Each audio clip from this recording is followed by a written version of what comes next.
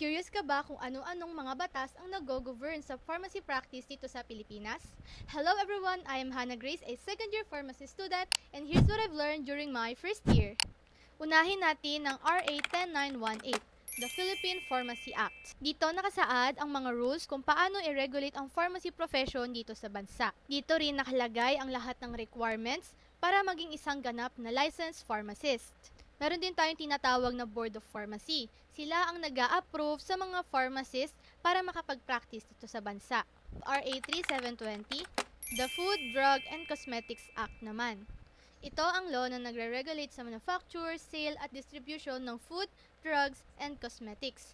Kailangang mapasa nila ang standards para na rin sa safety and quality. RA 9165 or the Dangerous Drugs Act of 2002. Ang batas na ito ay tungkol sa mga controlled substances na delikado kapag sumobra at pwedeng ma-abuse.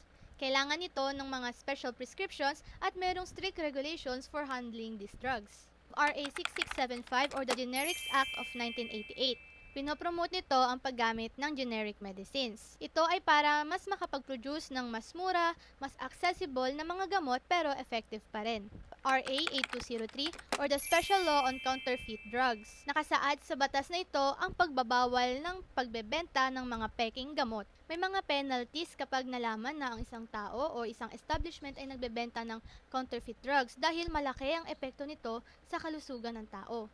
RA 9994 or the Expanded Senior Citizen Act of 2010. Ayon sa batas na to, mayroong 20% discount at VAT exemption ang mga senior citizens kapag bibili sila ng gamot. RA 7394 or the Consumer Act of the Philippines. Pinoprotektahan ng batas na ito ang mga consumers laban sa mga misleading information at unsafe products. These laws help ensure that the pharmacy practice is safe, regulated, and for the benefit of the public. I hope you learned something for today. For more pharmacy content, or gusto mo pang matuto, just follow me. See you on the next video!